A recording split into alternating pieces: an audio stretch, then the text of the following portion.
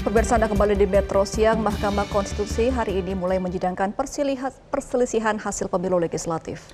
Total perkara sebanyak 297 yang harus diselesaikan dalam 30 hari. Panel Hakim Konstitusi yang terdiri atas 3 panel, yaitu panel 1 dipimpin Ketua MK Soehartoyo, panel 2 dipimpin Wakil Ketua MK Saldi Isra, dan panel 3 dipimpin Hakim Konstitusi Arief Hidayat. Masing-masing panel akan menangani perkara, yakni panel 1 menangani 103 perkara, dan panel 2 dan panel 3 masing-masing menangani 97 perkara. Dengan atau juga dalam sidang panel 1, hadir Ketua KPU RI Hashim Asyari selaku termohon, didampingi kuasa hukumnya antara lain Law Office Joshua Victor dan juga ANP Law Firm. Bapak sampaikan permohonan awal. Silakan diformulasikan kalau hakikannya sama kan sama. Lalu bagaimana jalannya sidang PHPU Legislatif saat ini? Rekan kami Andre Septian melaporkan langsung dari gedung MK. Andre, selamat siang. Hingga siang hari ini atau saat ini bagaimana perkembangan jalannya dari sidang?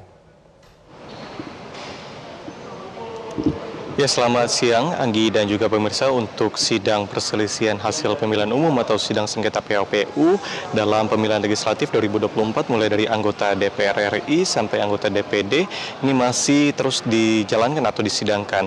Nah, terdapat 3 panel pada hari ini, masing-masingnya dipimpin langsung oleh Hakim Ketua Soehartoyo, lalu juga ada Hakim Konstitusi Saldi Isra di panel 2 dan juga Hakim Konstitusi Arief Hidayat di panel 3. Sementara di belakang saya saat ini adalah ruangan dari panel 1 yang dipimpin langsung oleh Hakim Ketua Soehartoyo, di mana di sidang tersebut adalah pembahasan mengenai perkara dari wilayah Banten dan juga wilayah Sumatera Barat. Tadi pagi sejak pukul 9, sekitar pukul 9 di panel 1 sudah dilaksanakan, yang juga di panel 1 ini dihadiri langsung oleh Ketua KPU Hashim Asyari maupun Ketua Bawaslu RI Rahmat Bagja. Di dalam panel 1 tersebut kami tadi memantau ada beberapa hal yang menarik. Yang pertama adalah dari Partai Nasdem dari wilayah Sumatera Barat, mereka mengajukan adanya permohonan dan review ulang mengenai perolehan hasil suara Partai Nasdem khususnya di Kabupaten Dharmasaraya, Sumatera Barat, di mana diajukan dari pemohon atau Partai Nasdem bahwa mereka kehilangan suara sebanyak 200 suara perolehannya dari 2.226 suara menjadi 2.002 suara, tepatnya di Kabupaten Dharmasaraya, Sumatera Barat.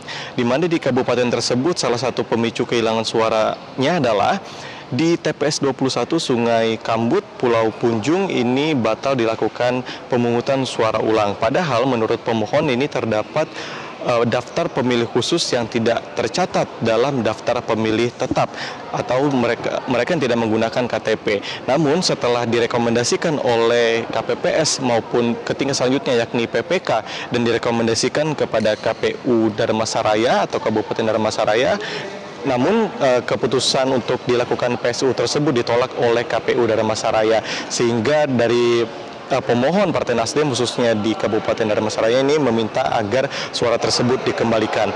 Lalu juga ada dari Partai Persatuan Pembangunan, di mana Partai P3 ini tidak lolos ambang batas parlemen sebesar 4% atau sekitar kehilangan 0,13%. Perolehan suara mereka ini sekitar 5 juta, namun harus terpaksa kehilangan suara karena berbagai sebab, dan mereka menyampaikan adanya juga perselisihan suara dari Dapil Banten 1 sampai Dapil Banten 3 untuk anggota DPR RI mereka.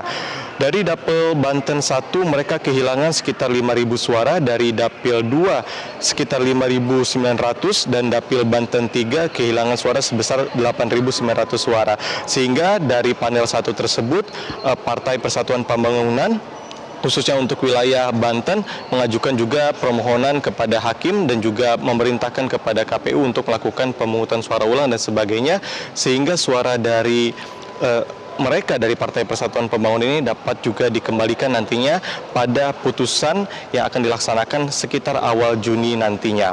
Kemudian informasi lainnya bisa kami sampaikan juga untuk hakim-hakim konstitusi seperti Anwar Usman maupun Arsul Sani yang juga diduga terdapat konflik of interest seperti Anwar Usman kepada Partai Solidaritas Indonesia maupun Arsul Sani kepada Partai Persatuan Pembangunan. Dari jubir MK ini Fajar Laksono mengatakan bahwa untuk Arsul Sani ini sudah diperbolehkan berdasarkan rapat permusyawaratan hakim untuk tetap bisa mengadili persidangan setidaknya mulai dari sidang pendahuluan sampai nantinya sidang pembuktian, namun tidak diperbolehkan untuk memutus sengketa yang berkaitan dengan Partai Persatuan Pembangunan. Sementara untuk Anwar Usman ini juga masih diperbolehkan untuk mengadili persidangan, namun tidak boleh yang berkaitan dengan Partai Solidaritas Indonesia.